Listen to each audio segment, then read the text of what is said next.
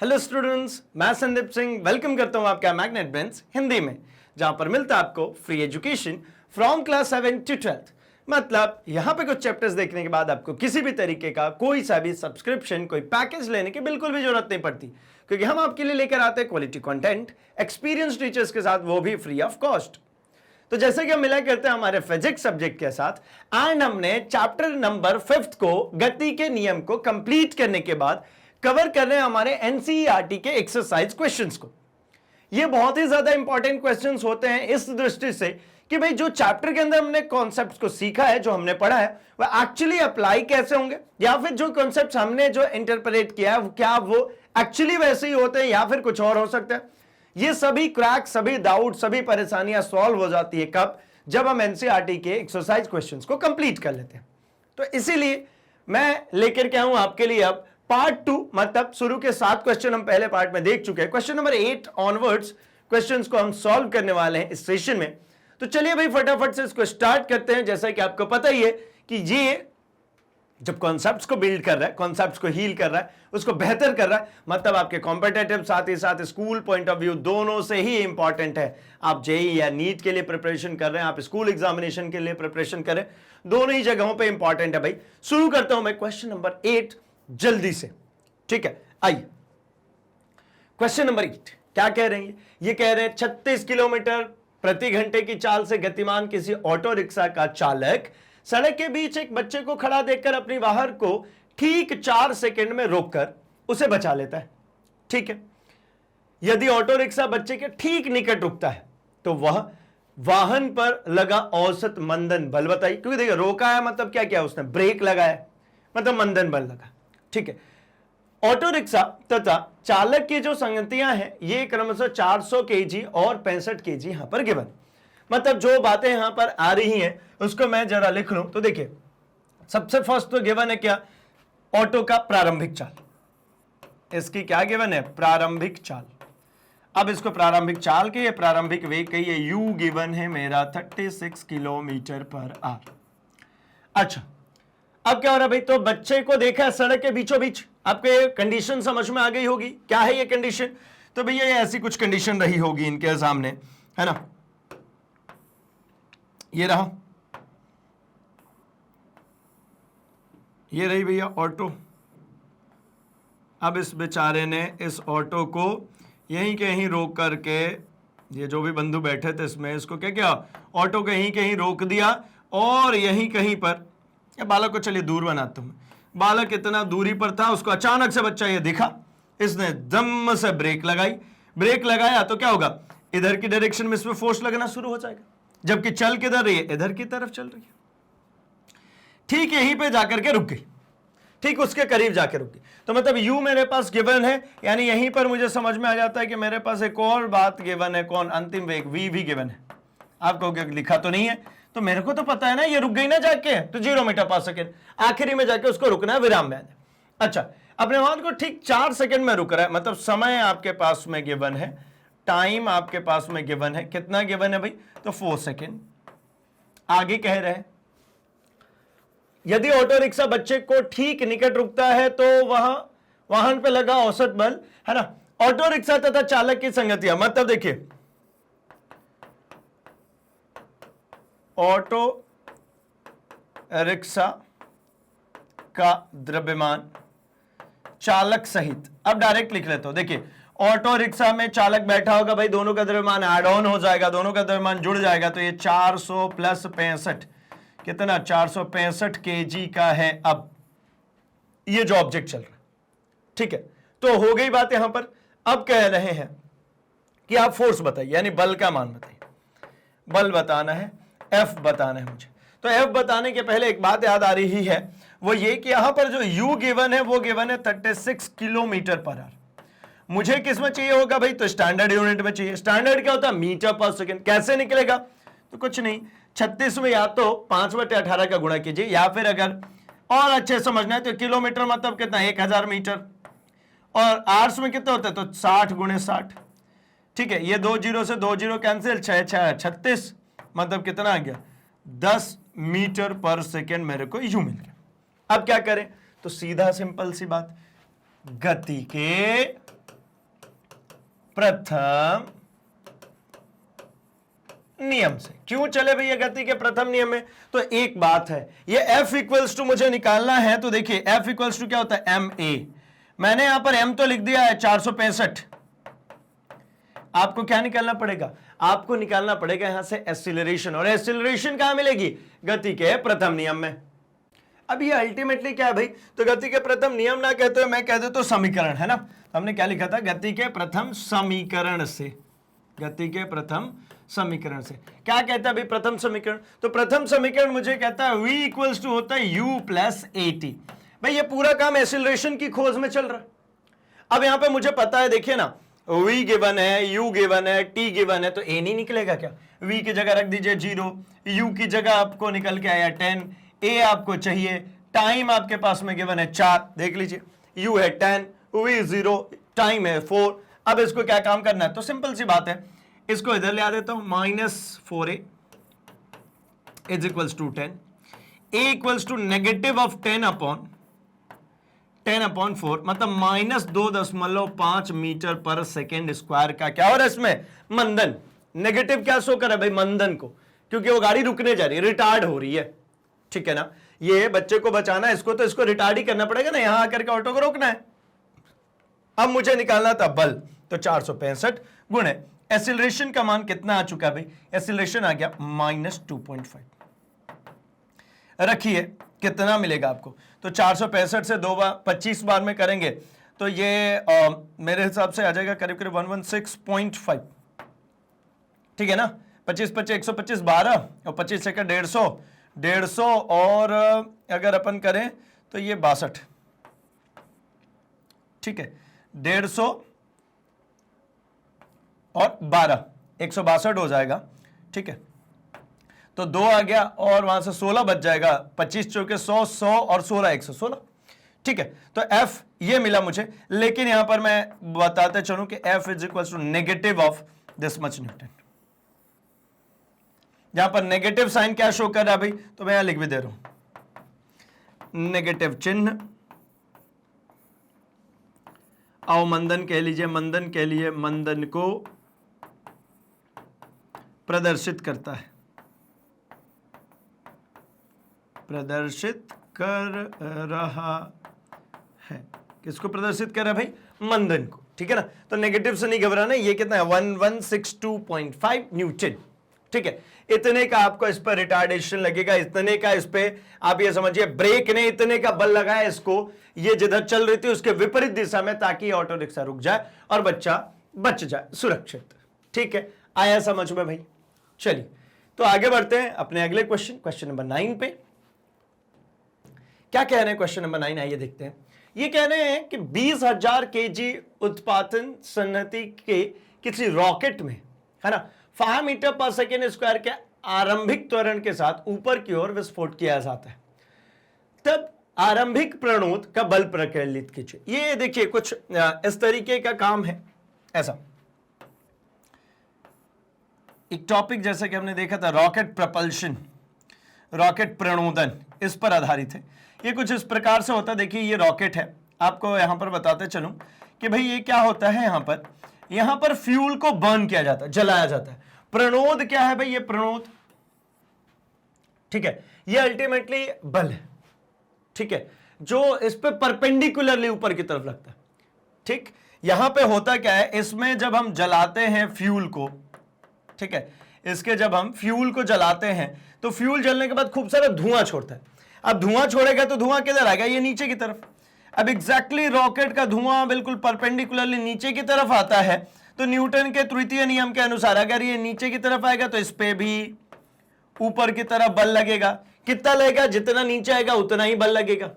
अब रॉकेट को अगर ऊपर की तरफ जाना है तो क्या केसेस बनेंगे जरा देखिए।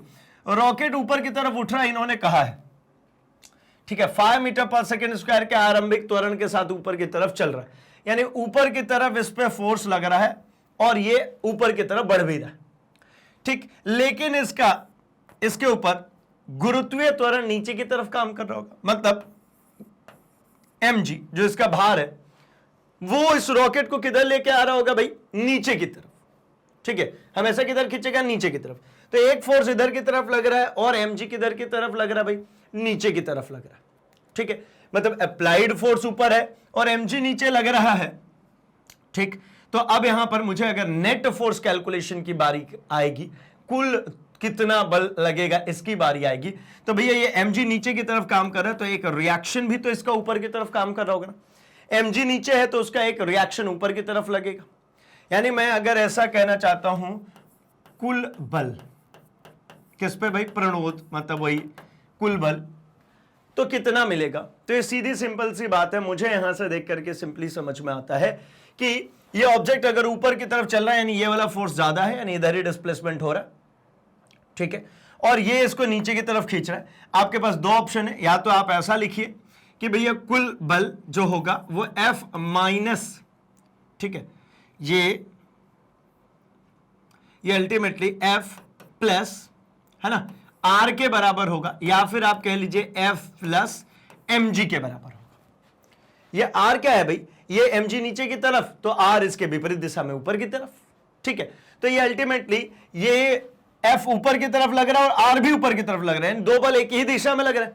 तो F प्लस mg, यानी इस पे टोटल जो लगेगा, जो इसका भार जो होगा F कितना होगा, तो ये ma से ऊपर जा रहा है तो ma, और mg क्या था भाई, इस पे गुरुत्वीय जो त्वरण के वजह से लग रहा है वो, ये दोनों अल्टीमेटली क्या हो जाता है, एड ऑन। ये हमने क्वेश्चन लेफ्ट में किए थे भाई, लेफ्ट में हमने सभी पॉसिबल केसेस किए हुए हैं कि जब कोई ऑब्जेक्ट ऊपर जा रहा है तब नीचे आ रहा है तब उसके भार में क्या अंतर पड़ेगा, तो यही होगा m a plus G. Now m की वैल्यू आपको यहां पर दिया गया है, इस रॉकेट का द्रव्यमान कितना है भाई, तो 20,000 kg।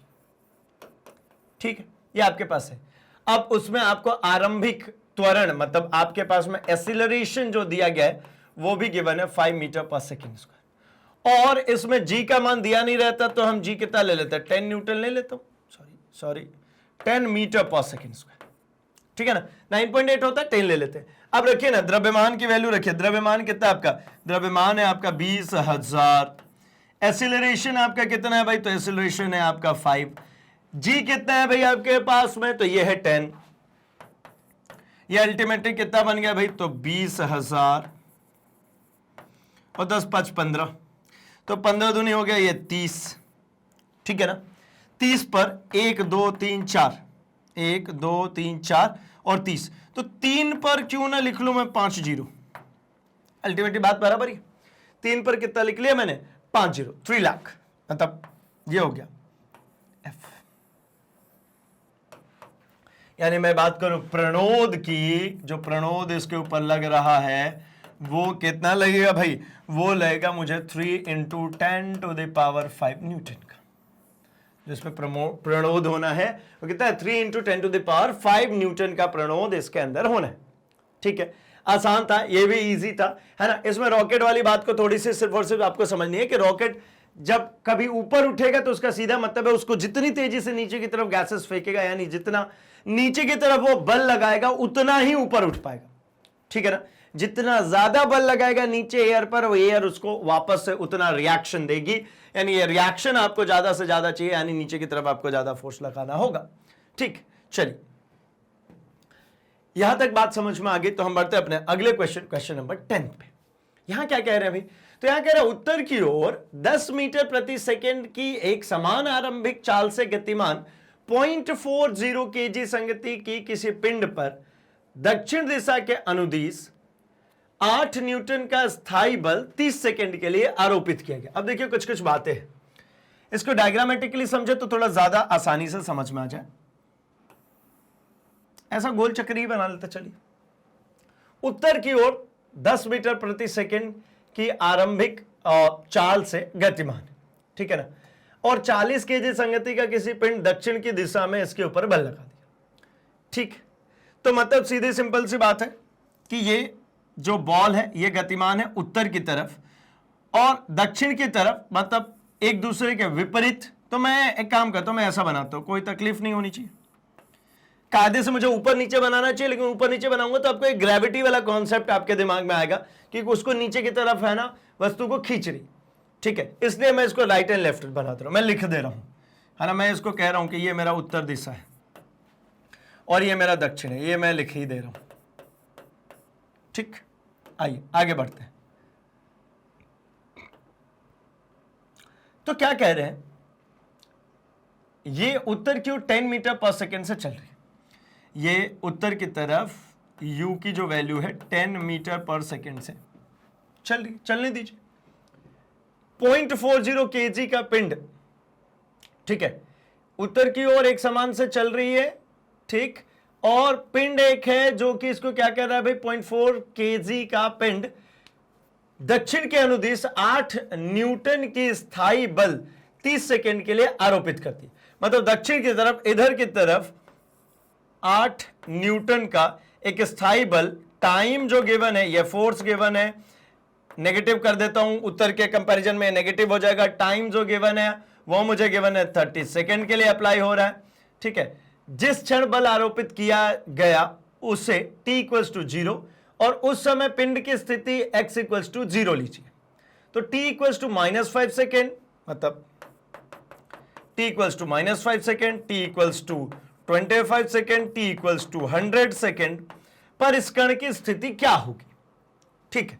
तो सीधी बात है, देखिए अपने को टाइम अलग अलग यहां वेरी कर गया, आपके सामने यहां पर u गिवन है, ठीक है, जिसकी वजह से ये ऑब्जेक्ट जो है आगे की तरफ चल रही है। तो मुझे सिंपल सा काम है, ये तीनों केसेस के लिए सबसे पहले तो कैलकुलेट करके ले आना होगा एक्सीलरेशन, जिसके जरिए मैं बाकी की बातें करूंगा। तो देखिए एक्सीलरेशन निकालने का सिंपल सा तरीका है हमारे पास में, क्या होता है भाई, F equals to M A, क्या है, F equals to M A. अब यहां पर मुझे फोर्स पता है, ये रोकने वाला कौन है, ये है ना -8 न्यूटन वाला, यही तो इसको रोक रहा है। तो सीधा सिंपली मैं लिख लेता हूं कि भाई मुझे F की वैल्यू मिल गई कितना, -8। मास कितना है, तो ये द्रव्यमान जो पीछे की तरफ इसको खींच के रोक रहा है, ये 0.4 kg का, तो 0.4 इंटू ए। अब ए की वैल्यू कहूं तो -8 बटा में 0.4, यानी ये हो जाए कितना, 80, यानी -20 मीटर पर सेकेंड स्क्वायर। ये एक्सीलरेशन है, कितना, -20 मीटर पर सेकेंड स्क्वायर। अब चलिए शुरू करता हूं मैं आगे का कार्यक्रम। मुझसे मांगा गया है कि इसकी स्थिति बताइए, क्या क्या बताइए भाई, आप बताइए t इक्वल्स टू -5 पे, 25 पे एंड 100। तो स्थिति का मतलब क्या है, देखिए यहीं पर लिख देता हूं, सेकेंड इक्वेशन से द्वितीय समीकरण क्या कहता है भैया, s equals to U T plus half A T square. Time given है मुझे, u गिवन है और एक्सीलरेशन हमने निकाल लिया। अब सभी स्थितियां बता दूंगा। तो सबसे पहली स्थिति बनाता हूं S1, कब के लिए भाई, तो t इक्वल्स टू -5 सेकेंड यहां पर। तो t इक्वल्स टू -5 सेकेंड की जब बात करेंगे तो S1 मतलब क्या, वही अब डायरेक्ट लिख देता हूं मैं, है ना, बिल्कुल डायरेक्टली, u की वैल्यू कितनी गिवन है, u है 10 मीटर पर सेकेंड, ठीक है। t कितना गिवन है भाई, तो t अभी दे दिया गया इस केस में कि ये -5 ले लीजिए, प्लस हाफ ऑफ एक्सीलरेशन की वैल्यू आपको पता है -20 है, और टाइम का स्क्वायर है टी स्क्वायर, तो इसमें तो फर्क पड़ेगा नहीं, ये -5 का स्क्वायर कर दीजिए 25 हो जाएगा। ये कितना हो गया, -50, है ना, कितना हुआ, -50 प्लस ये हो गया मेरा, प्लस क्या, माइनस ही सीधे सीधे लिख दूं, है ना, ये हो गया 20 गुणे 25, ठीक है, 20 गुणे 25 बटा में 2, ठीक है ना भाई। ये 25, ये पॉजिटिव का हो गया, है ना, ये 20 के नेगेटिव की वजह से 20 नेगेटिव हो गया।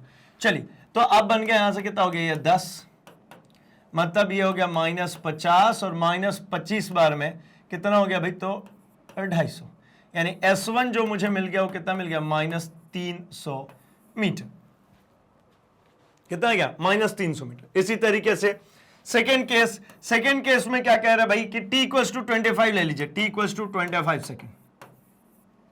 चलिए यहां पर कर लेते हैं, आइए, t इक्वल्स टू 25 सेकेंड की जब मैं बात करूंगा तब हो जाएगा similarly S1 equals to ut, ठीक है, u की वैल्यू कितनी है भाई, 10, t की value 25 plus 1/2 ut 10, sorry at square, a -20 है ना, t स्क्वायर यानी 25 का स्क्वायर, सीधी बात, कितना, तो ये 25 से 250 प्लस ये कितना हो गया भाई, तो 10, या प्लस क्या, -10 हो गया, और 25 करेंगे अगर तो 625 होता है। 6250, 10 का गुणा करेंगे कितना हो जाएगा 6250। अब इसको उठा करके जोड़ दीजिए, 0 5 5 10 0 और 2 2 4 1 5, और ये हो गया कितना 600, है ना। 6250 था, 250 जोड़ देंगे 6500 हो जाए। अच्छा कुछ गड़बड़ होगी बात, गड़बड़ होगी बात, है ना। 250 माइनस करना था, -6000, सीधा सिंपल माइनस करना है ना भाई, तो ये कितना हो गया 6000, यानी S1 S2 हो गया अब ये -6000, क्या मीटर। इसी तरीके से थर्ड केस की बात कर लेता हूं, and third one is T = 100। यहां भी निकाल दीजिए सिंपली सेम तरीके से, S3 बोल देता हूं इसको। क्या लिखेंगे, वही UT, है ना। UT मतलब कितना भाई, तो 10 × 100 + 1/2 -20T², यानी 100 का स्क्वायर। आइए चलिए बात करें, तो ये कितना हो गया भाई, ये हो गया 1000 माइनस ये कितना हो जाएगा भाई, तो ये हो गया 10, और 100 का स्क्वायर, वैसे ही ये 10,000 था, एक और 0 आ गया। अब इसमें से आपको 1000 माइनस करना है, ठीक है ना। तो 1000 अगर माइनस कर देते हैं तो सिंपल सी बात है, ये कितना बच जाएगा भाई, ये है मेरा 4 और 1 5 0, 5 0 में से 1000 माइनस, मतलब 1 लाख में से 1000 अगर माइनस करेंगे तो कितना हो जाएगा भाई, तो ये हो जाएगा 99,900, ठीक है। कितना हो गया 99,900, ये मिल जाएगा माइनस में S3 की वैल्यू, ठीक है। ये क्या मिल गई, ये फाइनली मिल गई मेरे को S3। चलिए, तो तीनों ही बातें आपको समझ में आ गई, तीनों ही वैल्यूज मुझे यहां पर कैलकुलेट होकर के मिल गई, ठीक। यानी मुझसे क्या मांगा गया था, मुझसे मांगा गया था कि आप मुझे बता दीजिए टाइम की 3 अलग अलग वैल्यू पे इसकी पोजीशंस क्या होगी, तो हमने कैलकुलेट कर लिया भाई। चलिए ठीक है, आगे बढ़ता हूं मैं अपने अगले question, and question number 11। Question number 11 कह रहे हैं कि कोई ट्रक विरामावस्था से गति आरंभ कर रहा है, ठीक है भाई, 2 मीटर/सेकेंड² के समान त्वरण से गतिशील रहता है। T = 10 सेकेंड पर ट्रक के ऊपर खड़ा एक व्यक्ति धरती से 6 मीटर की ऊंचाई से कोई पत्थर बाहर गिराता है ना। 6 मीटर की ऊंचाई से एक पत्थर बाहर गिरा दिया, तो T = 11 सेकेंड पर पत्थर का वेग बताइए और उसका त्वरण बताइए। और यहां पर फिर से वही बात, क्या जो एयर फ्रिक्शन है उसको क्या करना है, नेग्लिजिबल ले लेना है, एयर फ्रिक्शन को काउंट करना ही नहीं है। तो देखिए यहां पर एक छोटा सा डायग्राम प्लॉट करके आपको मैं इसको एक्सप्लेन करता हूं, फिर अपन आगे की तरफ बढ़ेंगे। क्या होना है यहां पर कि जैसे ही ये ट्रक पर से, है ना, ट्रक पर से उस बॉल को फेंकेगा तो क्या हो रहा होगा, ये मैं ऐसा मान लेता हूं कंटेनर टाइप्स, ठीक है। ये हो गई भैया कुछ हमारी ट्रक, ठीक। चलिए, तो अब हो क्या रहा है, यहां से इसने यहां से पत्थर को नीचे की तरफ फेंका हुआ है, फेंक देते। अब ग्राउंड से इस पत्थर की जो हाइट है ना, ये हमारे पास में गिवन है। कितनी गिवन है भाई, तो 6 मीटर ऊंचाई से फेंका है, यानी ये मेरे पास 6 मीटर गिवन है।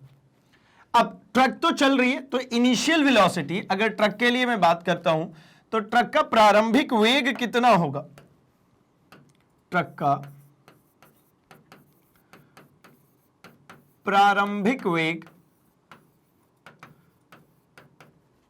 u की अगर मैं बात करता हूं तो ये कितना हो जाएगा 0।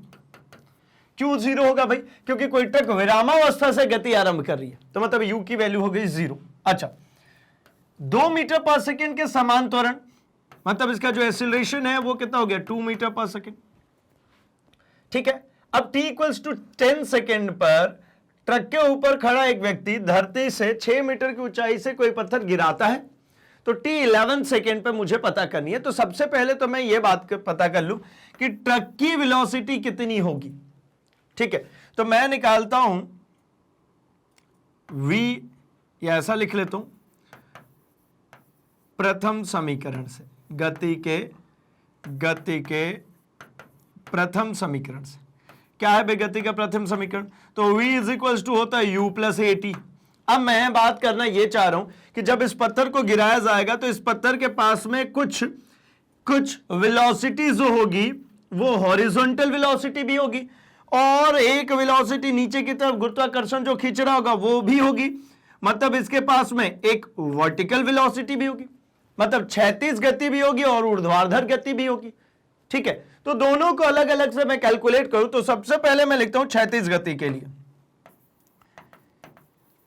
क्षैतिज गति के लिए, क्षैतिज गति के लिए मैं अगर बात करता हूं तो मैं इसको लिख लेता हूं Vx, एक्स अक्ष में जो चल रहा है उसको Vx लिख लेता हूं, और ये जो नीचे चल रहा है इसको Vy कह लूंगा या V हॉरिजॉन्टल कह लीजिए। Vx का मतलब क्या हो गया, तो ये हो गया भाई u प्लस axt।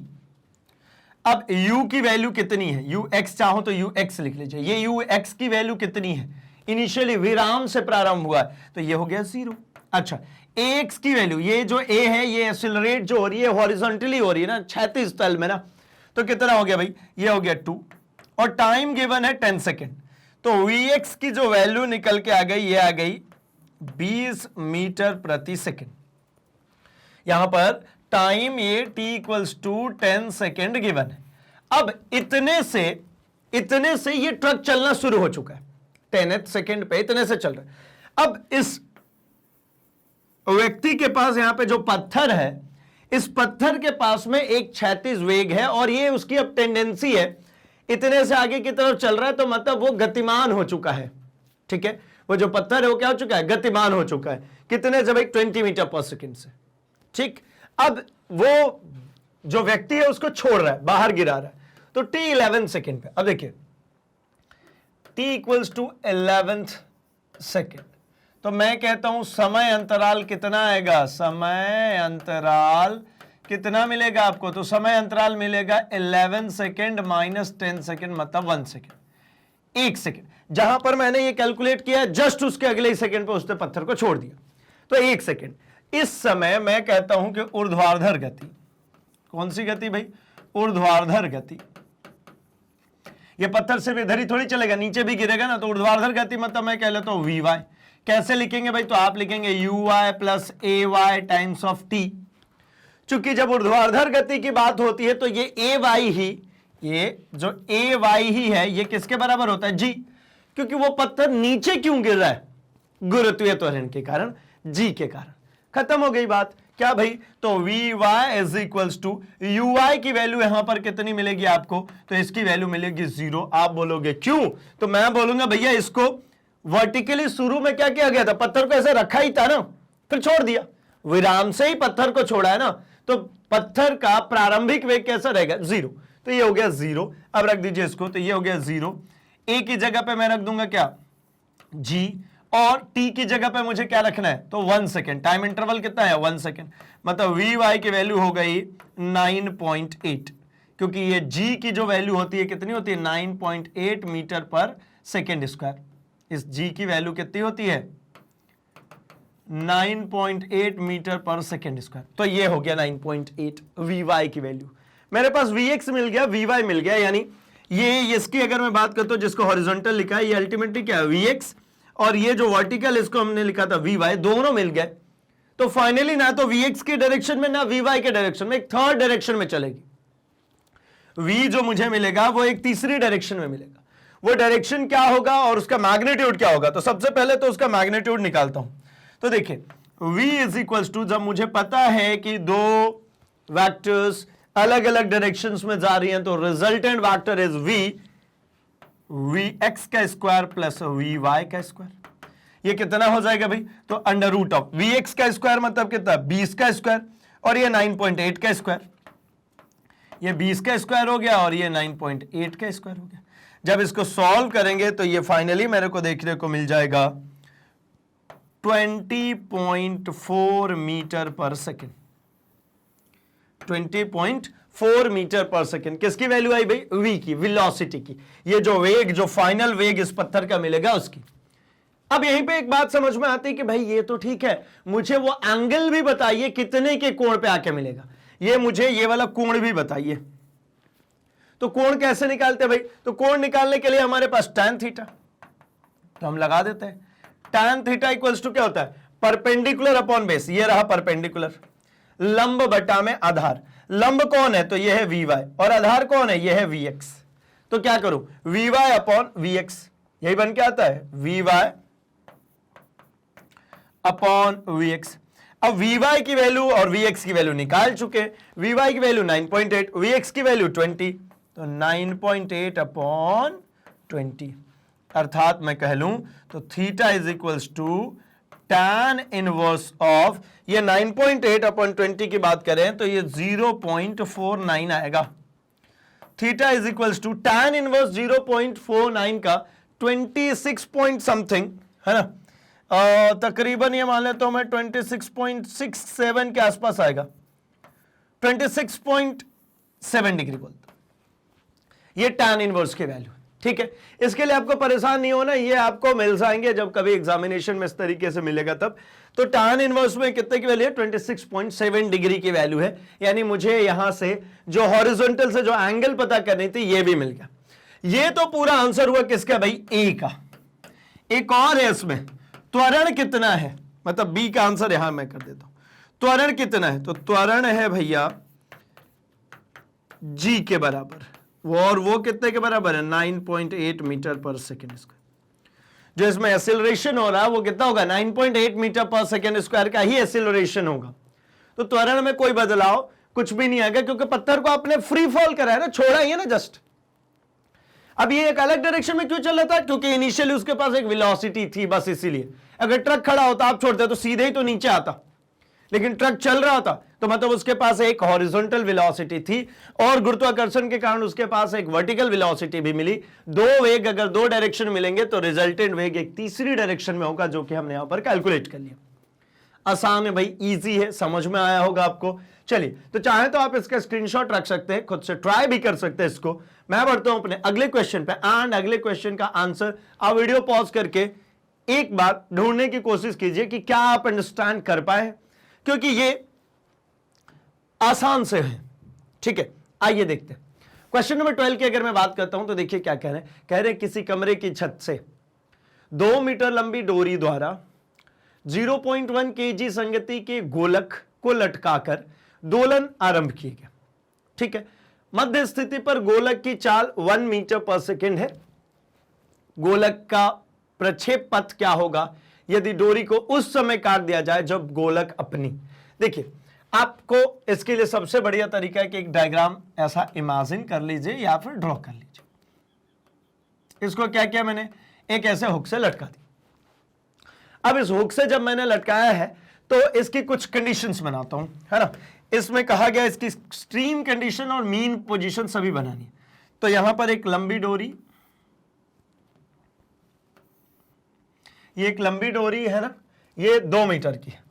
ये लंबी डोरी कितने की, 2 मीटर की, और 0.1 kg ये एक पत्थर मैंने बांध दिया इसके ऊपर, और ये पत्थर कितने का भाई, तो ये पत्थर है 0.1 kg। ठीक, अब इसकी एक्सट्रीम पोजीशंस की अगर मैं बात करता हूं, ये इसका मीन पोजीशन हो गया, माध्य स्थिति। एक्सट्रीम पोजीशंस की अगर मैं बात करता हूं तो मैं बोल देता हूं ये एक एक्सट्रीम पोजीशन ये हो जाएगी इसकी,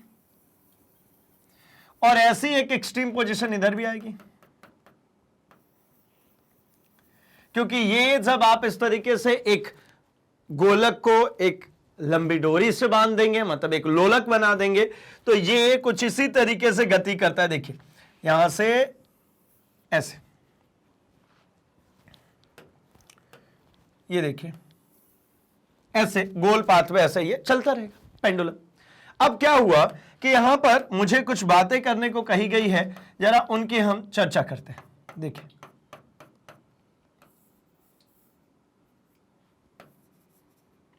कह रहे हैं हमसे कि भाई इस डोरी को काटना है, कब कब काटना है, तो एक तो टाइम है जब काटना है जब ये कहां पर हो भैया, अपने मीन पोजीशन पे यहां पे काट देना है। ठीक है, अब कोई से भी दिशा से आ रही हो, इधर से इधर से, और एक एक्सट्रीम पोजीशन पे, एक एक्सट्रीम पोजीशन मतलब यहां पर जब हो, इसकी बात करूं या इसकी, एक्सट्रीम मतलब समझो ना, ये ऐसा पेंडुलम है, जब ये इधर की तरफ जाएगा तो ये कहां पहुंचेगा भाई, अपनी मैक्सिमम हाइट पे। जब ये अपनी मैक्सिमम हाइट पे होगा, ये इसकी अगर जो कुछ भी इसमें दिया गया जैसा चरम स्थिति बोला है ना, चरम स्थिति में, ये इसका चरम स्थिति। अब चरम स्थिति में अगर मैं बात करता हूं तो इसका अंतिम वेग कितना होगा, 0। क्यों भाई, क्योंकि कोई भी चीज अगर ऊपर की तरफ उठती है तो मैक्सिमम हाइट पे, ये अल्टीमेटली उसके लिए मैक्सिमम हाइट होगी, चरम स्थिति। मैक्सिमम हाइट पे उसका अंतिम वेग शून्य हो जाता है, तो इसका अंतिम वेग हो गया भैया शून्य। अब अंतिम वेग शून्य हो गया, आपने यहां पर पहली कंडीशन, ए कंडीशन है कि यहां पर इसकी डोरी काट दी। मैंने कहा कि भैया इसको आप क्या कर दो, काट दो, लो काट दी, क्या होगा? तो क्या ये पत्थर और ऊपर ऐसे जाएगी? नहीं, क्योंकि इसकी वेलोसिटी 0 हो गई, तो ये पत्थर यहीं कहीं सीधे आकर के नीचे गिर जाएगा। किससे गिरेगा भाई? तो ये गुरुत्व के अधीन जी की वजह से नीचे आके गिर जाएगा। फर्स्ट कंडीशन आपको समझ में आया कि जब ये चरम स्थिति पर है, ठीक है, तो चरम स्थिति पर अंतिम वेग शून्य होता है। अतः क्या होगा भाई? तो ये लोलक का गोलक डोरी काटने पर गुरुत्व के अधीन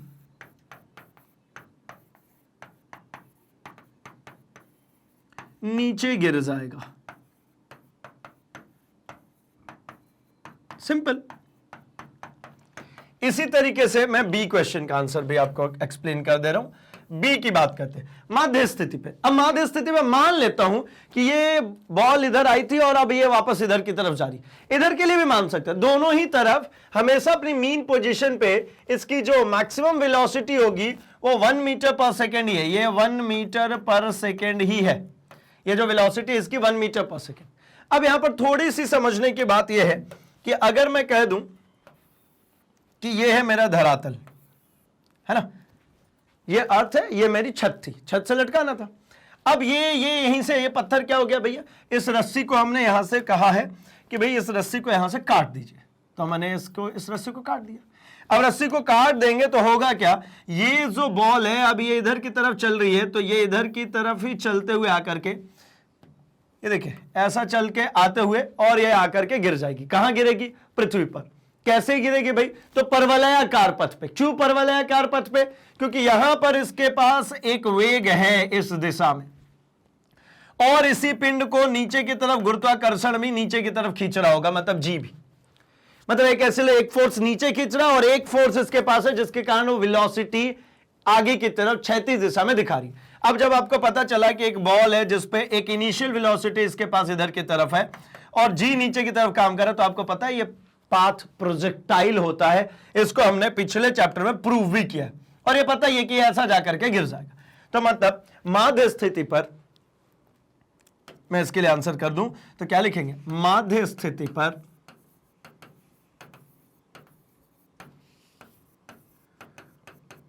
गोलक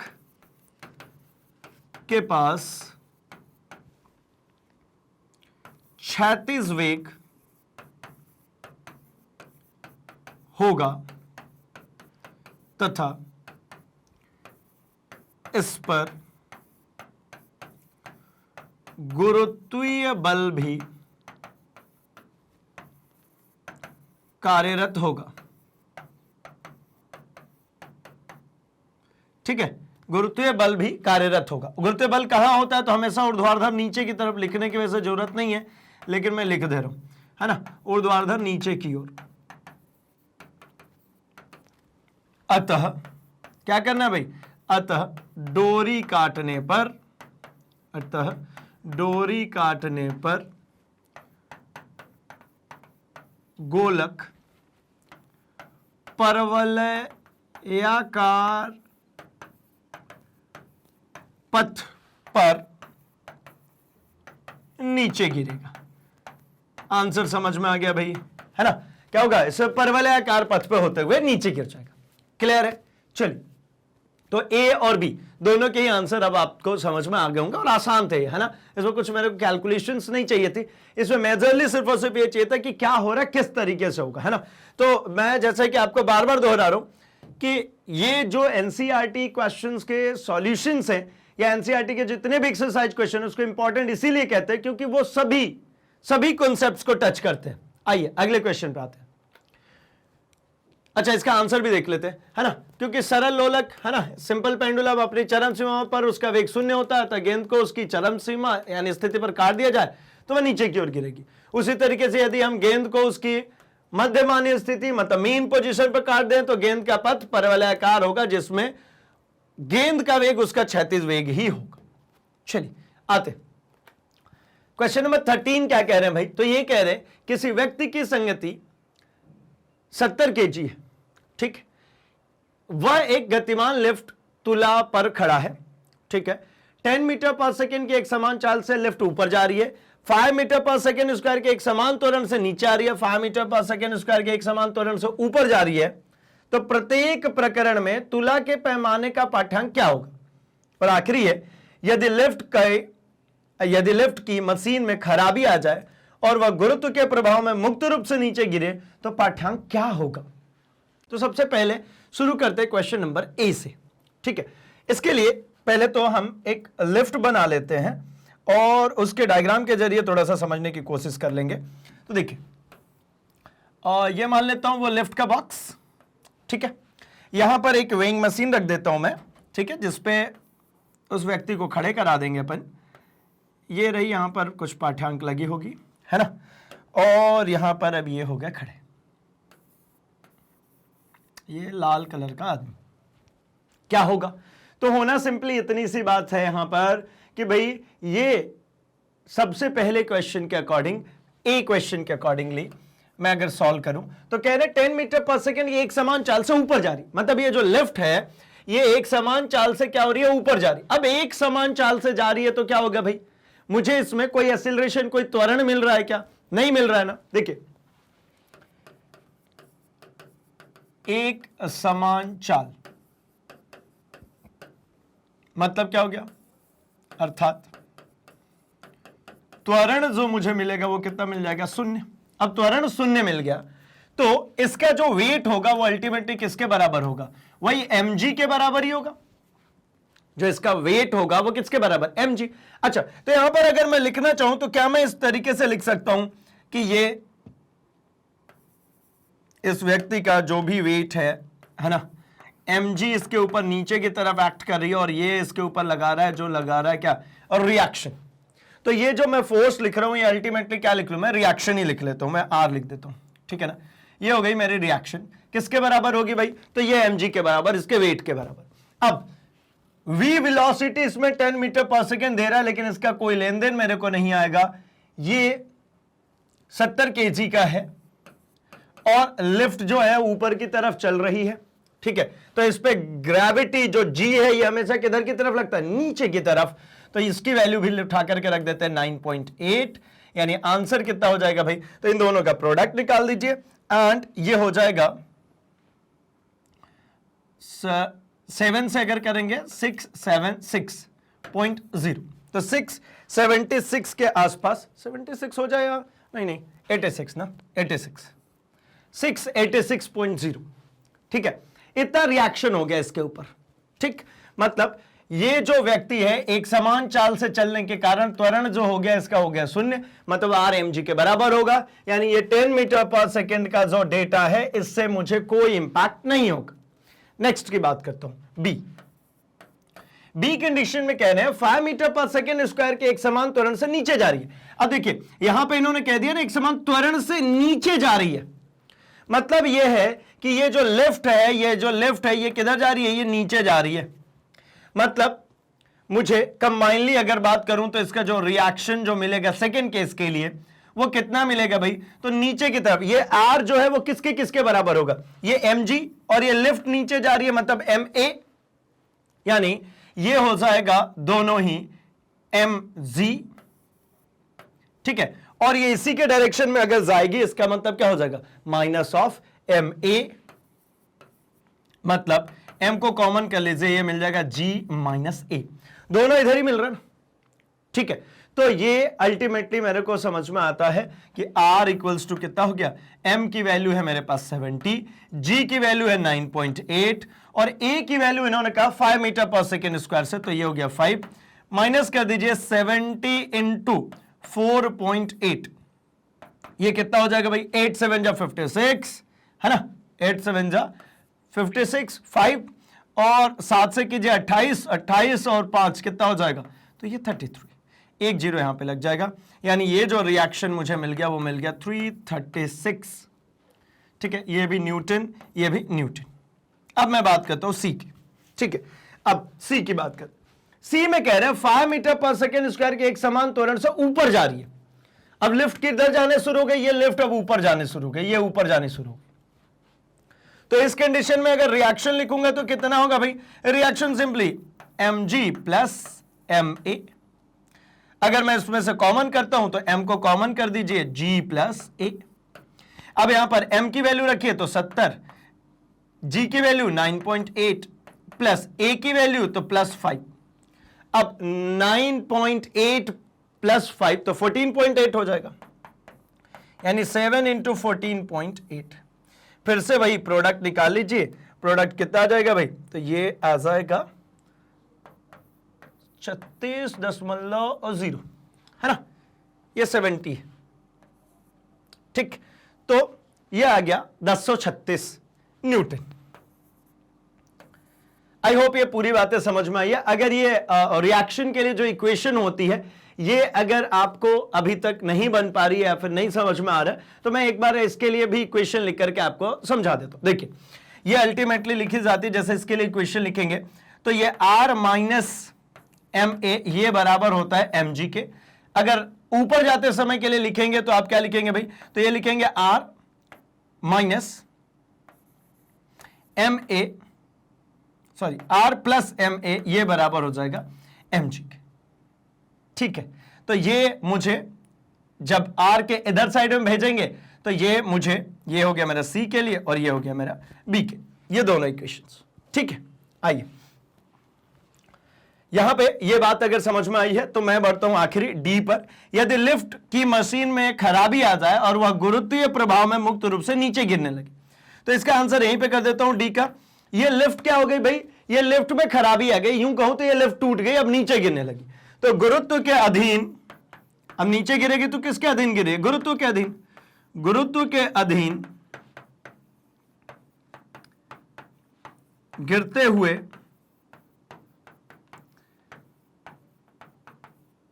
लिफ्ट में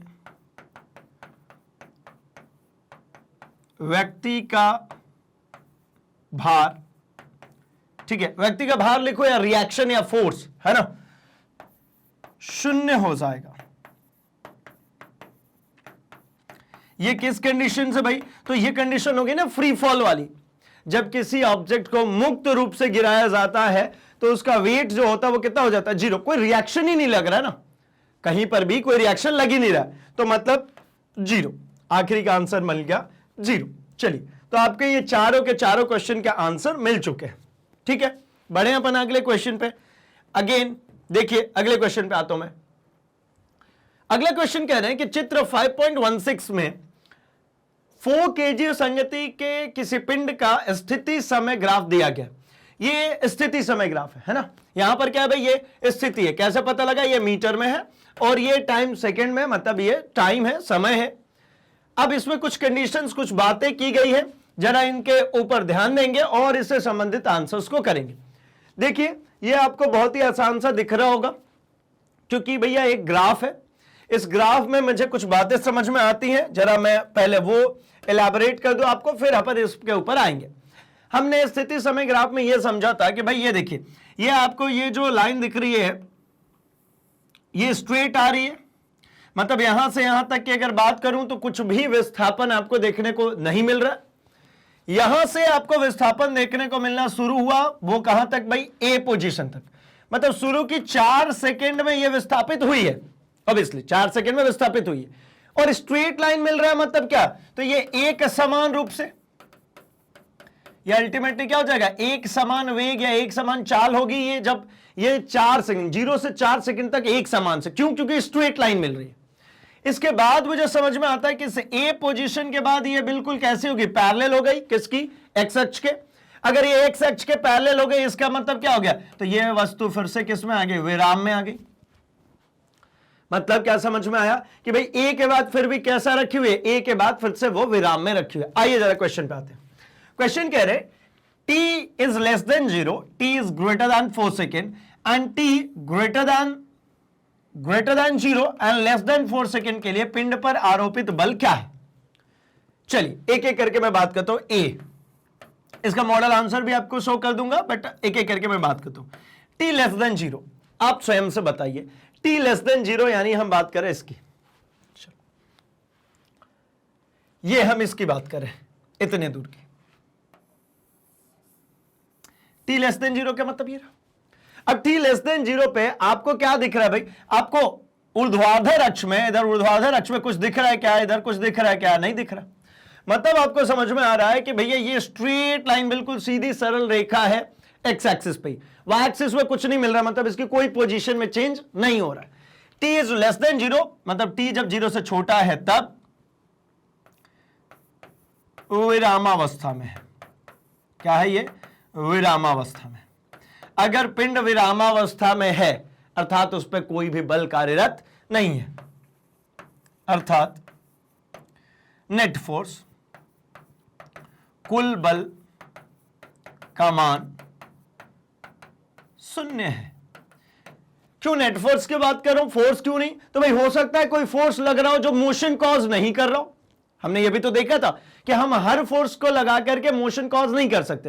हो सकता है मैं फोर्स लगा रहा हूं जिसकी वजह से मोशन कॉज नहीं हो रहा है, तो इसलिए हम लिख रहे हैं कि भाई हम ये मान के चल रहे हैं कि जो कुल बल है, नेट फोर्स है, वो 0 है। अब उसमें मोशन कॉज हो रहा हो या मोशन कॉज नहीं हो रहा हो वो हमें मैटर नहीं करता। हम तो ये कह रहे बल लग रहा है, ठीक है। अगर उसकी वजह से मोशन कॉज होता तो मैं कहता हाँ भैया कुल बल का कुछ मान है। यहां पर कुल बल का मान कितना है? 0, क्योंकि वो मोशन कॉज नहीं कर रहा। अगला इसी में कह रहा है ग्रेटर देन 0। एक ही क्वेश्चन है भाई, इसी के आंसर्स चल रहे हैं ना। t ग्रेटर देन 0, अब अच्छा greater than 4, sorry, t is greater than 4 second, 4 second के बाद, तो 4 सेकेंड के बाद के लिए आप बात कीजिए। चौथा सेकेंड ये रहा, यहां से आगे की तरफ, तो यहां से आगे की तरफ आप देखिए ना, ये 3 मीटर के 3 मीटर पे, ये ना मीटर में ही है, तो 3 मीटर का 3 मीटर, ये 3 मीटर से बढ़ रहा है क्या? कुछ नहीं बढ़ रहा। तो मतलब 4 सेकेंड के बाद आप टाइम कितना भी बढ़ाइए, यह है तो 3 मीटर पे ही, अर्थात t is greater than 4 second पर भी ये किसमें है? विरामावस्था। मतलब फिर से मैं लिख सकता हूं क्या? तो कुल बल का मान कितना है? 0 है। कुल बल का मान कितना है? 0 है। अच्छा अगला t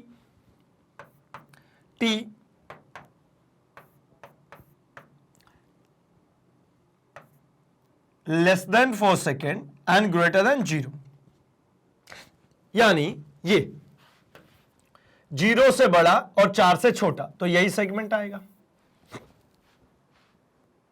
0 से बड़ा 4 से छोटा, तो यही सेगमेंट मिलने वाला है ना। ये यहां से यहां तक का सेगमेंट।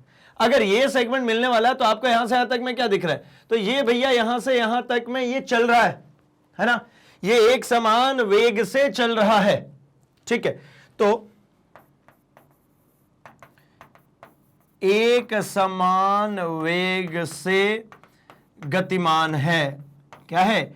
एक समान वेग से गतिमान है।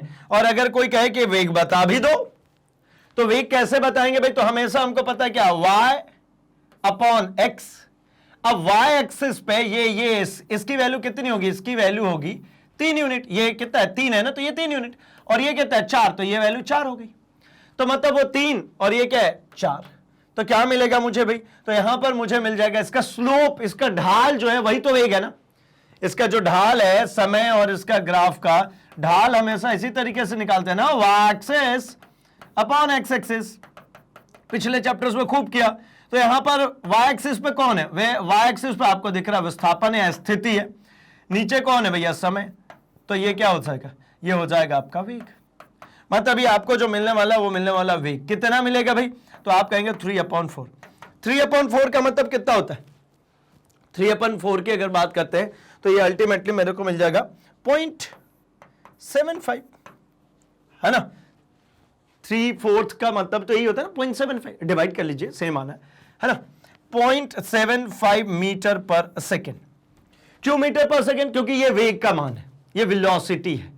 ठीक, आइए यहां तक की बात अगर समझ में आई तो मैं अब यहां पर बी का आंसर करने की कोशिश करता हूं। आइए, t इक्वल्स टू 0 तथा t इक्वल्स टू 4 पर आवेग क्या है, केवल एक विमीय गति पर विचार करें। मान लेते हैं कि यह वन डायमेंशनल मोशन है, सिंगल दिशा में चल रहा है, तो मुझे बताना है t इक्वल्स टू 0 पर और t इक्वल्स टू 4 पर आवेग।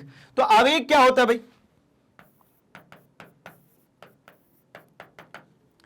आवेग तो ये हो जाएगा हमारा द्रव्यमान इनटू वेग परिवर्तन। ठीक है ना? द्रव्यमान मतलब कितना भैया? मास, और वेग परिवर्तन यानी v माइनस यू की बात कर रहे हैं। अब कह रहे t इक्वल्स टू 0 पे, t इक्वल्स टू जब हम 0 पर हैं यहां पर, तो मैं ये बाकी चीजें हटाता हूं थोड़ा सा इजीली समझ में आए।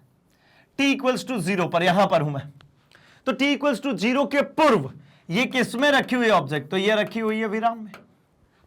ठीक है ना? t इक्वल्स टू 0 की अगर मैं बात करता हूं तो ये किस में रखी है? मास की अगर हम बात करें तो यहां पर दिया है 4 kg का, तो ये तो 4 रख दूंगा। बात आती है किसकी? v की, और बात आती है u की। तो v जब हम बोलेंगे यहां पर, तो v हो गया भाई 0.75। ठीक है ना? यहां से जो वेलोसिटी मिली है कितनी मिली है? 0.75, क्योंकि एक समान वेग से ही बढ़ रही है। तो 0.75 यहां पर भी है, यहां पर भी है, यहां पर भी, यहां पर भी, यहां पर भी, सभी जगह ए तक, ओ से ए तक। तो 0.75 हो गया v। u की वैल्यू कितनी? तो भैया प्रारंभिक वेग इसका कितना था? 0, चल थोड़ी रही थी। तो ये अल्टीमेटली कितना था? 3/4 ना। ये final resultant will be 3 metre पर, सॉरी फाइनल रिजल्टेंट हो गया 3। ठीक है, 3 kg मीटर पर सेकेंड। ठीक है, ये मास आ गया ना, तो kg मीटर पर सेकेंड। अब इसी तरीके से आवेग कब निकालना भाई? तो t इक्वल्स टू 4 सेकेंड पर, t इक्वल्स टू 4 सेकेंड पर। ये कहां की बात करी थी? तो ये हमने बात करी थी t इक्वल्स टू 0 सेकेंड पर। t इक्वल्स टू 4 सेकेंड पर अगर हमसे कहा जा रहा है यही बात कि भाई आवेग बताइए, तो फॉर्मूला तो सेम रहने वाला है ना आपका, द्रव्यमान इंटू वेग परिवर्तन। यानी द्रव्यमान, मास की वैल्यू कितनी? तो मास की वैल्यू वही 4, मास की वैल्यू कितनी? 4। और यहां पर मुझे फाइनल और इनिशियल वेलोसिटी की बात करनी है कब? 4 सेकंड पे। तो आइए जरा चौथे सेकंड पे आते। चौथे सेकंड पे अगर मैं बात करता हूं, यानी मैं यहां पर हूं, इसका मतलब है कि ये वस्तु चलती हुई आ रही है, यानी u की वैल्यू यहां पर है कितना? 0.75। लेकिन यहां के बाद जो चलना शुरू हो गई तो v की वैल्यू हो जाएगी 0, क्योंकि इसके बाद ये किस में आ गई है? विराम में। यहां पे जब मैंने बात किया तो u हो गया था 0, विराम में थी, और यहां पर v की बात करी तो ये हो गया था 0.75, क्योंकि इसके बाद ये चल रहा था कब? 0 सेकंड पे। लेकिन ये 4 सेकंड के बाद समझ में आ रहा है v 0 है, u की वैल्यू होगी, मतलब यहां पर मैं लिखूं तो ये 0 माइनस कितना? तो 0 माइनस 0.75, अर्थात 4 इंटू 0.75, 0.75 भाई 3/4 था, 4 से 4 कट गया, कितना बचेगा? तो ये बच जाएगा, ये बचेगा, ये देखिए भाई माइनस में आएगा, है ना? माइनस मिस्टेक हो गई थी, ये माइनस में रहेगा, 0 माइनस, तो अल्टीमेटली कितना आ गया? तो -3, unit is same, kg metre पर सेकेंड। भाई ये मास है तो kg, वेलोसिटी है तो मीटर पर सेकेंड। यानी ए और बी इन दोनों के आंसर अब आपको समझ में आ गए होंगे। आसान से है ना? आसान से है, बस इस ग्राफ को यूटिलाइज किया है, यानी कि पिछला चैप्टर भी देखिए, अभी तक हमारा पीछा नहीं छोड़ रहा। मैंने आपको बोला था ना कि जितनी भी चीजें साइंस में पढ़ी जाती है वो स्पेसिफिकली कैसी होती है भाई, कि हर टॉपिक अगले टॉपिक में कहीं ना कहीं यूज हो सकता है, तो इसलिए यहां पर कुछ भूलना नहीं होता है, सब कुछ सिस्टमैटिकली अरेंज करना होता है। तो चलिए, चाहे तो इसका स्क्रीनशॉट रखिए, आप चाहें तो इसको ट्राई करके भी देखिए, क्योंकि ये सभी है ना थ्योरेटिकल टाइप आपको दिख रहा है, ऐसा नहीं दिख रहा ना कुछ लंबा चौड़ा कैलकुलेशन चल रहा है, थ्योरेटिकल टाइप यानी कॉन्सेप्ट बेस्ड है, और आपके कॉन्सेप्ट को बूस्ट करने में यही मददगार साबित होंगे। आइए बढ़ता हूं मैं अपने अगले क्वेश्चन नंबर 15 पे। अच्छा, इसका मॉडल आंसर की भी बात कर लेते हैं, है ना? मॉडल आंसर सेम है भाई जो हमने अभी बात की थी। क्या? तो हमने बात कही थी t इज लेस देन 0 पर, यह बात क्षैतिज है, मतलब निष्कर्ष प्राप्त होगा कि कर्ण पर जो परिणामी बल होगा यह शून्य होगा, यहां से यहां तक परिणामी बल शून्य है। यहां पर अगर हम बात करें तो 0.75 मीटर पर सेकेंड से कण चल रहा है यहां पर, ठीक है। और t equals t greater than 4 पे बात करें, मतलब यहां के बात करें तो ये विराम में है, ये हमने अभी जस्ट डिस्कशन कर लिया, ठीक है। बी का हमने आंसर कैलकुलेट कर लिया भाई, बी के पोजीशंस में हमने भी आंसर कैलकुलेट कर लिया। आगे बढ़ते हैं, अब बात करते हैं 15th की। यहां कह रहे किसी घर्षण रहित मेज पर रखे 10 केजी तथा 20 केजी 20 केजी के दो पिंड किसी पतली डोरी द्वारा आपस में जुड़े हैं और 600 न्यूटन का क्षैतिज बल ए पर बी पर डोरी के अनुदिश लगाया जाता है, तो प्रत्येक स्थिति में डोरी में तनाव बताइए। ये देखिए भाई कुछ ऐसा क्वेश्चन है ये, है ना, इसको एक डायग्राम के जरिए समझें। ये हो गया हमारा एक मेज, इसके ऊपर रख देते हैं दो ब्लॉक। अच्छा, ये घर्षण रहित है, एक ब्लॉक 10 केजी, दूसरा ब्लॉक 20 केजी के दो पिंड है ना, पतली डोरी से जुड़े हैं और 600 न्यूटन का क्षैतिज बल लग रहा है, ठीक है। तो हम कह देते भैया ये हो गया मेरा 20 केजी का, और यहां पर एक और पिंड हमने बना दिया, ये वाला जो पिंड है ये 10 केजी का, इसके ऊपर एक क्षैतिज बल लग रहा है कितने का, 600 न्यूटन का। ये दोनों ही एक दूसरे से एक डोरी के सहारे बंधे हुए हैं। तो जैसे एक डोरी के सहारे बंधे होते हैं, आपको ये बात पता है, ये जब जितना 600 न्यूटन से खींचेगा तो ये 20 केजी वाले पे क्या ट्रांसफर करेगा, टेंशन, और यही टेंशन इस 20 केजी वाले को आगे की तरफ मूव कराने के लिए अगर ज्यादा हुआ इसके जड़त्व से तो ये आगे की तरफ मूव कराएगा, अदरवाइज ऑब्जेक्ट मूव नहीं होने देगा। मतलब यहां पर मुझे अब लिखनी है इनके लिए इक्वेशंस, और इक्वेशंस लिखने के बाद ये हो जाएंगे सॉल्व। क्या कह रहे हैं, सबसे कह रहे हैं कि ए पर, मतलब सबसे पहला क्वेश्चन है कि ए पर आप बताइए कि कितना बल लग रहा है ना। अगर ए की हम बात करते हैं, ऑब्जेक्ट जो वहां पर रखा है, तो वहां पर मुझे समझ में आता है, इसका एफबीडी बना लीजिए, इसका अलग से फ्री बॉडी डायग्राम बना लीजिए, ये आसान हो जाते हैं, ठीक है। ये 600 न्यूटन इसमें लग गया, इसको पीछे खींचने वाला एक टेंशन है, ठीक। और ये जो है ना, ये जो है ये ऑब्जेक्ट, अगर मैं लिखना चाहूं इस पे तो मैं ऐसा लिख सकता हूं कि भैया इसमें जो त्वरण उत्पन्न होगा, मतलब दोनों के लिए कंबाइनली, ठीक है।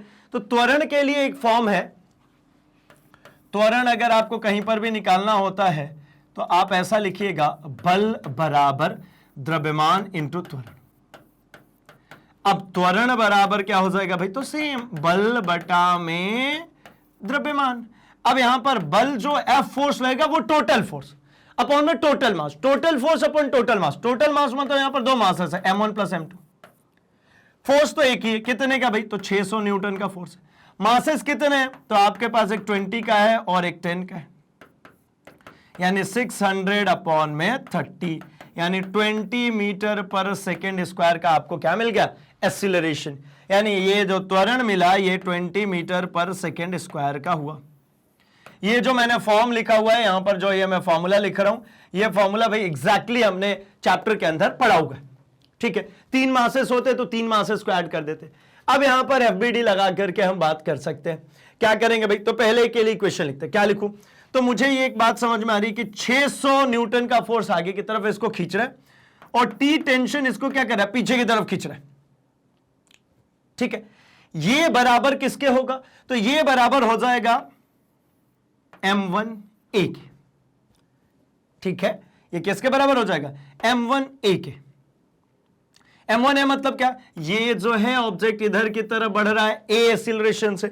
मुझे कैसे पता भाई बढ़ रहा है, तो मुझे यहां से बताया ये A एक्सीलरेशन है 20 मीटर पर सेकेंड स्क्वायर से। ये दोनों ही ऑब्जेक्ट 600 न्यूटन का जो बल लगा उसी की दिशा में बढ़ रहे हैं, मुझे यहां से पता चल गया, यानी ये चल रहे हैं। यानी ये जो MA होगा, यानी फाइनली ये जो आगे बढ़ेगा, आप ऐसा महसूस कीजिए 600 न्यूटन से मैंने इसको इधर की तरफ खींचा और टी टेंशन कोई है जो मुझे पीछे की तरफ खींचने की कोशिश कर रहा है, बावजूद इसके मैं 20 मीटर पर सेकेंड स्क्वायर से इधर बढ़ रहा हूं।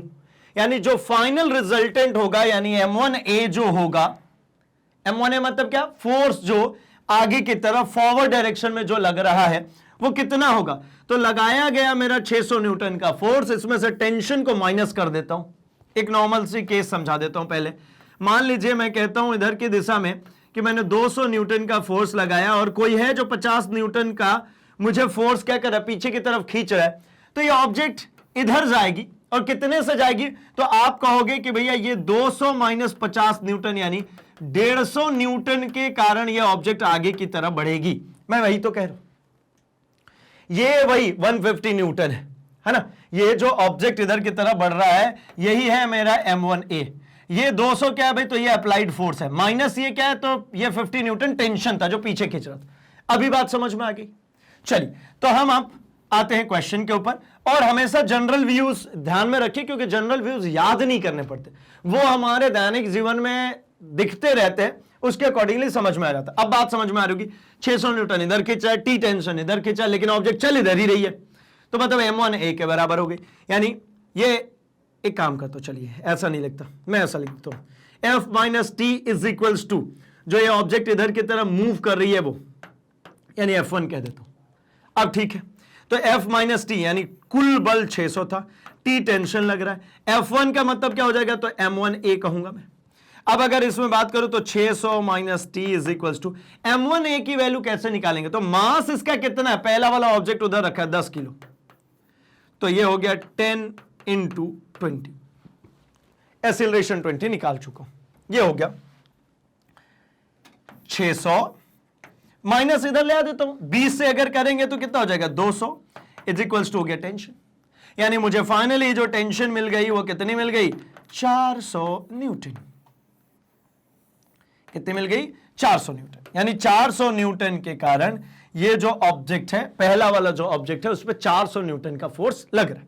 अच्छा, ये अगर बात हो गई तो हम बात करते हैं सेकेंड क्वेश्चन की, यानी बी वाले कंडीशन की, मतलब ये दूसरे वाले ऑब्जेक्ट की है ना, ये दूसरे वाले ऑब्जेक्ट की 20 किलो वाले, 20 किलो वाले ऑब्जेक्ट पे आप बताइए पीछे कोई टेंशन है क्या इसके, तो आप कहेंगे नहीं इसमें कोई टेंशन नहीं, मतलब यही टी टेंशन है जो इसको खींच रहा है, और ये ऑब्जेक्ट भी, इसका भी FBD बनाते हैं, फ्री बॉडी डायग्राम।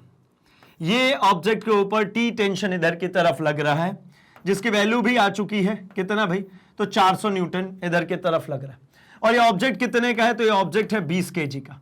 ये ऑब्जेक्ट क्या कर रहा है, तो एसिलरेट कर रहा है, कितने से, 20 मीटर पर सेकेंड स्क्वायर से, वो इसी दिशा में एसिलरेट कर रहा है। तो इसके लिए अगर आप इक्वेशन लिखते हैं तो ये तो आसान हो गया, क्या हो गया भाई, तो सीधे सीधे इसको लिख सकता हूं मैं कि देखिए यहां पर 400 न्यूटन का इसको जो फोर्स है वो इधर की दिशा में इसको खींच रहा है, ठीक है ना, 400 न्यूटन का फोर्स जो है वो इसको इसकी दिशा में खींच रहा है, यानी मैं अगर लिखता हूं नॉर्मली तो मैं लिख सकता हूं कि 600 minus T is equals to कितना हो जाएगा भाई, तो 20 इंटू 20, 20 का ऑब्जेक्ट और 20 न्यूटन से, सॉरी 20 का ऑब्जेक्ट और 20 से ये आगे बढ़ रहा है, मतलब ये लगाया गया force minus tension is equals to, यहां पर कितना हो जाएगा, तो ये हो गया M2A। अब इसको सॉल्व कर लीजिए, F की जगह पे हमने कितना लिखा, 600, T 200, 20 इंटू 20, मतलब T की वैल्यू कितनी आ जाएगी, तो 600 माइनस ये कितना आ जाए भाई 400 इज इक्वल्स टू T, यानी जो इस पे टेंशन लग रहा है वो सिर्फ और सिर्फ कितने का लगेगा, 200 न्यूटन, ठीक है, कितने का लगेगा, 200 न्यूटन का। ठीक, चलिए तो यहां पर यह बात भी समझ में आ गई कि पहले वाले ऑब्जेक्ट पे कितना 400 न्यूटन, दूसरे वाले ऑब्जेक्ट पे कितना 200 न्यूटन, टोटल कितना 600। एक और मजेदार बात बताऊं, ये 400 न्यूटन जब आप निकाल चुके थे और आपके पास में टोटल 600 न्यूटन का फोर्स लग ही रहा है, तो बचा हुआ 200 न्यूटन इसको ट्रांसफर हो गया भाई, सिंपल, 400 न्यूटन यहां तो 200 न्यूटन इसके ऊपर अप्लाई हो रही है, मतलब ये हो गया सीधी सिंपल सी बात। ऐसा भी करके आप इसको सॉल्व कर सकते हैं, ठीक है ना। ये क्वेश्चन FBD बनाने के बाद बड़ी आसान से हो जाता है, FBD बनाइए और पिक्चर खत्म। ठीक, चलिए आगे बढ़ता हूं मैं अपने क्वेश्चन नंबर 16 की तरफ। ये कह रहे हैं 8 kg तथा 12 kg के दो पिंडों को किसी हल्की अवितन्य डोरी जो घर्षण रहित घिरनी पर चढ़ी है, ठीक है, कि दो सिरों से बांधा गया है। अच्छा, पिंड को मुक्त छोड़ने पर उनका त्वरण तथा डोरी में तनाव ज्ञात कीजिए। ये भाई घिरनी वाला है, दोनों तरफ से हमने एक एक पिंड लटका दिए और उसको फ्रीली छोड़ा, तो उसमें हमको डोरी में कितनी तन्यता, मतलब टेंशन कितनी आई और एक्सीलरेट कितना होता है, ये हमको यहां पर बताना है। तो आप चाहें तो पहले इसको ट्राई कीजिए, फिर अब सॉल्व कर। आई होप कि आपने भैया अब इसको ट्राई कर लिया होगा। अब मैं आपको सॉल्व कराता हूं, क्रॉस वेरीफाई कर लीजिए। ये रही वो घिरनी है ना, जिसमें हमने क्या करी भाई, तो हमने एक पतली डोरी डाली हुई है, ये रही, और नीचे तक ले आता हूं,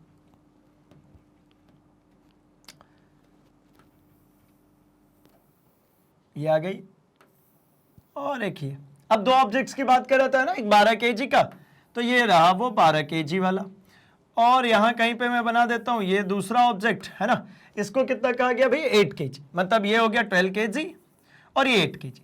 लेकिन मुझे पता है जैसे ही मैं इस ऑब्जेक्ट को इस तरीके से ड्रॉ करता हूं, मैं सबसे फर्स्ट काम क्या होता है भाई, तो इस पे नीचे की तरफ लग रहा होगा कौन, तो मैं कह देता हूं इस पे लग रहा होगा M2G, और इस पे कितना लग रहा होगा भाई M1G।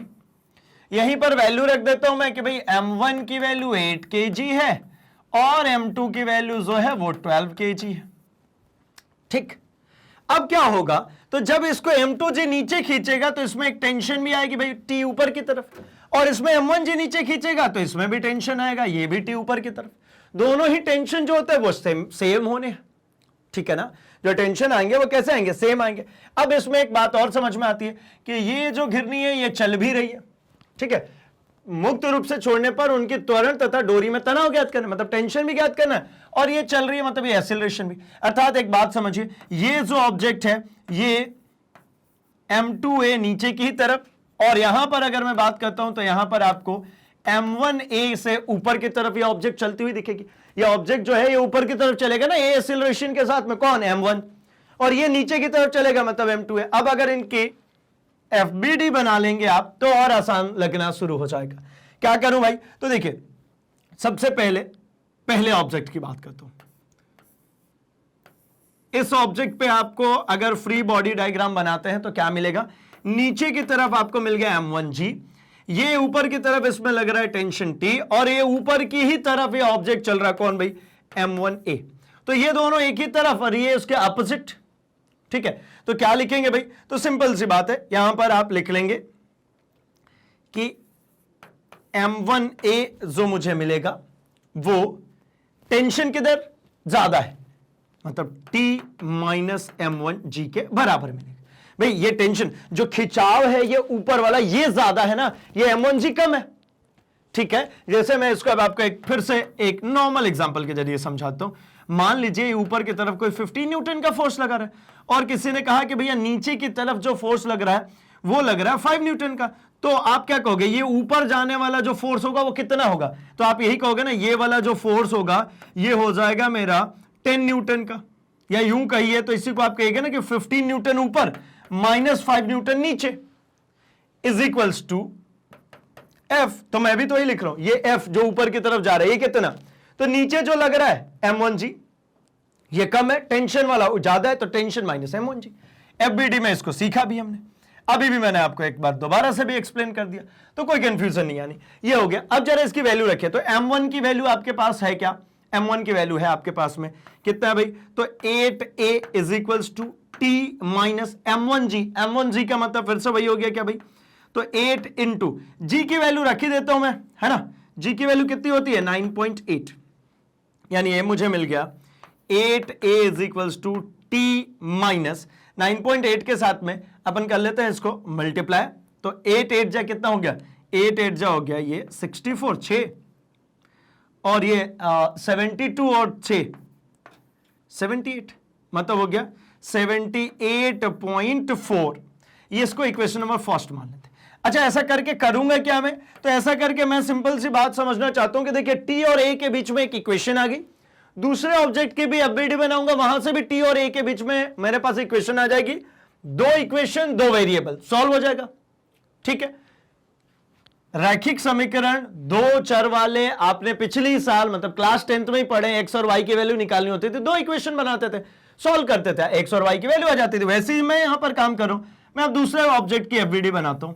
दूसरे ऑब्जेक्ट में आपको क्या दिख रहा है भाई, तो ये आपको दिख रहा है M2G नीचे की तरफ, टेंशन जो है ये ऊपर की तरफ, लेकिन फाइनली ये ऑब्जेक्ट जो M2A है ये नीचे की ही तरफ आ रही है, तो मतलब M2A की वैल्यू कितनी हो जाएगी, देखिए M2A किसके बराबर हो जाएगा, तो आप कहेंगे भैया नीचे ऑब्जेक्ट जा रही है, नहीं है, नीचे वाला फोर्स ज्यादा है, टेंशन कम है, M2G माइनस T। भाई देखिए इसका आसान सा काम होता है, ये जिधर चल रही है उसके बराबर में लिखना होता है किसको भाई, तो इसके बराबर में लिखेंगे जिस दिशा में चल रही वो वाले फोर्स में से उसके अपोजिट वाले फोर्स को माइनस। यहां पे ऑब्जेक्ट ऊपर चल रहा था तो टेंशन माइनस M1G किया, यहां पर ऑब्जेक्ट नीचे चल रहा है तो m2g माइनस टी किया, जो ज्यादा है उधर ही तो विस्थापन होगा ना। न्यूटन सेकेंड लॉ में यही तो कहा ना कि भैया लगाया गया बल संवेग परिवर्तन की दर के समानुपाती होती है तथा हमेशा ही वो बल लगाए जिधर संवेग में परिवर्तन हो रहा उसी के दिशा में होता है, तो ये उसी के दिशा में हो रही है। तो यहां पर आपको m2 की वैल्यू आपको पता है 12, 12a equals to m2 times of, मतलब लिखे देता हूं 12 इंटू 9.8 माइनस टी। अब क्या काम करेंगे भाई, तो यहां पर आप लिख लीजिए 12a इज इक्वल्स टू 9.12 से इसको मल्टीप्लाई कर दीजिए, 12 से 8 बार में करेंगे तो 96 है ना, 96 9 बचा, 12 से 9 बार में करेंगे तो 108 है ना, 108 और 9, ठीक, तो 8 में और 9 को जोड़ दीजिए, यानी करीब कितना हो जाएगा, 8 में 9 जोड़ा मतलब 17, ये हो गया 117, ठीक है। और दशमलव आपको यहां पर लगाना, मतलब 117.6 माइनस टी, ये हो गया समीकरण 2। अब समीकरण 1 और समीकरण 2 को सीधे कुछ मत कीजिए, जोड़ दीजिए, तो मैं यहीं पर लिख लेता हूं।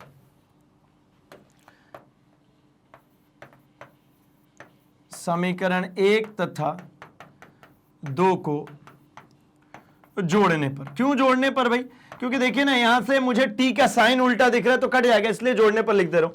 मैं लिख के बता दे रहा हूं, जैसा आपने किया होगा 8 इक्वल्स टू टी माइनस 78.4, और दूसरी इक्वेशन है मेरी 12a इज इक्वल्स टू, ठीक है, माइनस टी प्लस 117.6, ये ठीक है, चलेगा ना।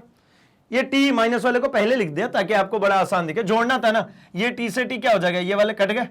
अब क्या बचा होगा भाई, तो ये बच जाएगा 12 और 8 कितना हो गया, तो 20a बराबर 117.6 और 78.4, इन दोनों को जोड़ दीजिए तो ये कितना हो जाएगा भाई, तो ये माइनस का है और ये प्लस का है, ठीक है, तो ये अल्टीमेटली कितना आ जाएगा भाई, तो ये आ जाएगा, इसमें से माइनस कर दीजिए 39.2, ठीक है। अब इसको सॉल्व कर दीजिए तो a इक्वल्स टू कितना आ गया 39.2 अपॉन में 20, मतलब ये आ जाएगा 1.9, ठीक है, कितना आ गया 1.9। एक्सीलरेशन मिल गई मेरे को 1.9 मीटर पर सेकेंड स्क्वायर की। अब मुझे क्या चाहिए, मुझे चाहिए था भाई टेंशन को भी निकालना था। टेंशन किसी में भी रख दीजिए, कोई सी भी इक्वेशन जो आपको दिख पा रही है उसमें रखिए, आप आंसर कैलकुलेट कर सकते हैं। मैं इसी में रख देता हूं 8a, ठीक है, 8a is equals to T minus 78.4, ठीक, तो t इक्वल्स टू कितना हो जाएगा भाई, तो 8a plus 78.4, 8 into a, 8 into 1.9 plus 78.4, add कर दीजिए, मल्टीप्लाई कीजिए और इसको ऐड कर दीजिए, तो फाइनली ये कितना आ जाएगा 94.08 न्यूटन।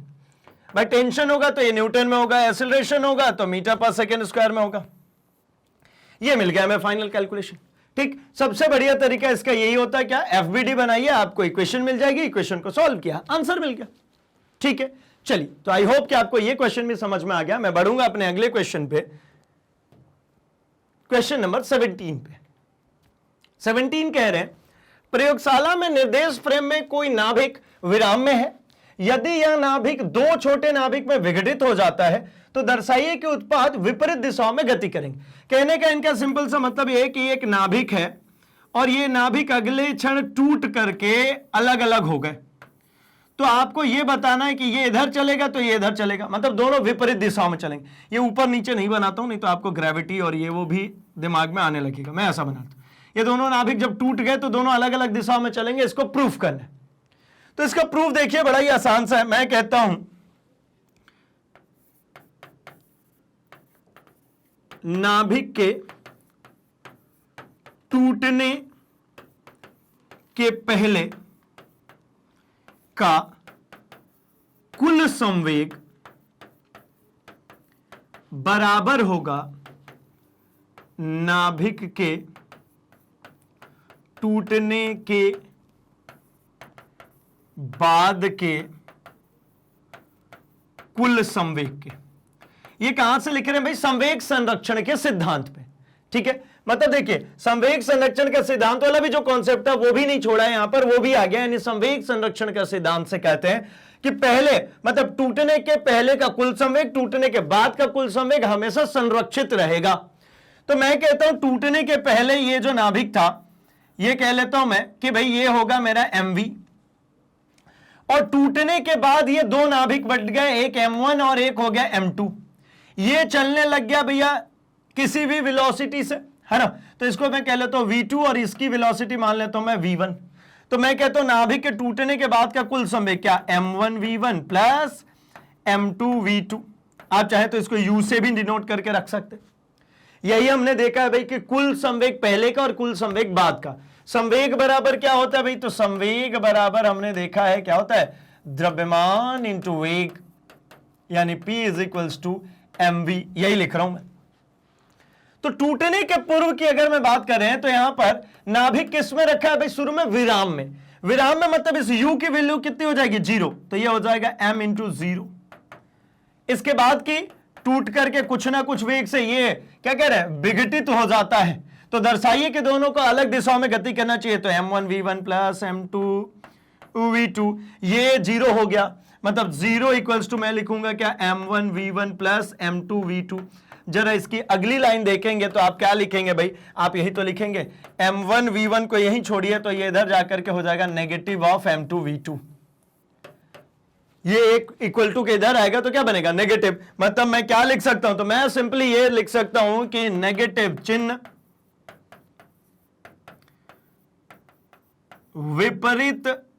विपरीत दिशा में वेग को निर्देशित करती है। आप कहोगे ऐसा थोड़ी है, यहां तो दो फैक्टर है भाई, आपने कैसे डिसाइड कर लिया कि ये वेग को ही बता रहा है, मास को नहीं। तो भैया मास कभी नेगेटिव नहीं होता ना, चूंकि द्रव्यमान कभी भी नेगेटिव नहीं होता है। अब द्रव्यमान कभी नेगेटिव नहीं होगा और मास और वेलोसिटी है, तो ऑब्वियस सी बात है ये जो नेगेटिव है इस वेलोसिटी के लिए, भाई वेग ही एक सदिश राशि है ना, द्रव्यमान थोड़ी कोई सदिश राशि है। तो मतलब क्या समझ में आया, ये वेलोसिटी को ही इंडिकेट कर रहा है, यानी ये दोनों टूटने के बाद अलग अलग दिशा में जाए, किसी भी दिशा में जाए मुझे नहीं फर्क पड़ता, वह ऐसा चले, एक इधर चल दे एक इधर चल दे, मुझे इससे फर्क नहीं पड़ता। मुझे ये पता है v1 इधर है तो v2 इधर होगा, मतलब एक दूसरे के हमेशा कैसे होंगे, अपोजिट डायरेक्शन में होंगे, ये बात फाइनल है, फिक्स है। ठीक है भाई, यहां तक की बात आपको समझ में आ गई होगी। तो क्वेश्चन नंबर 17 तक में हमने अपने पूरे जो क्वेश्चंस गिवन है हमारे एनसीईआरटी एक्सरसाइज के, उसको हमने कवर अप कर लिया। बाकी के इसी तरीके से और भी अभी इसमें क्वेश्चन है अतिरिक्त अभ्यास प्रश्नों के रूप में, जिनको हम एक अतिरिक्त सेशन में देखने वाले हैं। यहां तक हमने एनसीईआरटी के जो अभ्यास प्रश्न है, मूलतः अभ्यास प्रश्न, उनको हमने कवर अप कर लिया। इसी तरीके के बाकी कोर्स कंटेंट के लिए आप मैग्नेट ब्रेन्स के साथ जुड़े रहिए, क्योंकि मैग्नेट ब्रेन्स आपके लिए लेकर के आते हैं सभी डिनोमिनेशन जो आपको यहां पर देख पा रही है। जैसे कि अगर आप सीबीएसई हिंदी या इंग्लिश किसी भी मीडियम से हैं, CBSE that means NCERT based ये पूरा कोर्स कंटेंट है, अर्थात आप किसी भी स्टेट बोर्ड से हो, आप बिहार बोर्ड से हो, यूपी बोर्ड से हो, किसी भी स्टेट बोर्ड से, आपका पूरा कोर्स कंटेंट यहां पर मिल जाता है। साथ ही साथ अगर आप NTSC, olympiad, CUET, IIT, JEE, NEET जैसे एग्जामिनेशंस की तैयारी कर रहे हैं, तो इसके भी कोर्स कंटेंट यहां पर देखने को मिल जाते हैं इजीली। सिर्फ आप क्लिक कीजिए, इसके अंदर आपको पूरा कोर्स मटेरियल मिल जाएगा। अगर आप यूपी या बिहार बोर्ड से आते हैं तो आपके लिए तो एक्सक्लूसिव प्लेलिस्ट मिलता है, जहां पर आपके बोर्ड के अकॉर्डिंगली आपके previous year question paper, most important question paper, आपका पूरा सिलेबस, सब कुछ कवर अप है। जाइए और उसको फॉलो कीजिए। साथ ही साथ अगर आप अपनी इंग्लिश इंप्रूव करना चाहते हैं तो स्पोकन इंग्लिश वाले सेगमेंट में जाएंगे। एंड अगर आप कोई जॉब ओरिएंटेड एग्जामिनेशन की तैयारी कर रहे हैं, तब आप सिंपली क्लिक कर सकते हैं bank, insurance, RRB, SSC, UPSC, CAIIB, JAIIB पर, और वहां से जाकर के आप अपनी पूरी स्टडी कंप्लीट कर सकते हैं एक हाई क्वालिटी मटेरियल के साथ। और एक चीज है कि इसके साथ ही साथ मैग्नेट ब्रेन्स आपके लिए ऑफर करता है, आप अपने आप को और इंप्रूव करना चाहते हैं और इनहांस करना चाहते हैं, तो इस वीडियो के डिस्क्रिप्शन बॉक्स में जाइए, वहां से जाकर के आप लिंक को फॉलो कीजिए एंड अपने लिए बुक्स या ई बुक्स को भी परचेस कर सकते हैं। तो जुड़े रहिए हमारे साथ, आप इस वीडियो को फटाफट से लाइक कर दीजिए, चैनल को सब्सक्राइब कर लीजिए एंड इसे अपने दोस्तों में शेयर भी कर दीजिए भाई, क्योंकि उन्हें भी तो बताना है कि मैग्नेट ब्रेन्स लेकर के आते हैं क्वालिटी एजुकेशन और फ्री ऑफ कॉस्ट। तो बने रहिए हमारे साथ, हम मिल रहे हैं अतिरिक्त अभ्यास प्रश्नों के साथ अपने अगले सेशन में। तब तक के लिए थैंक्स फॉर वॉचिंग।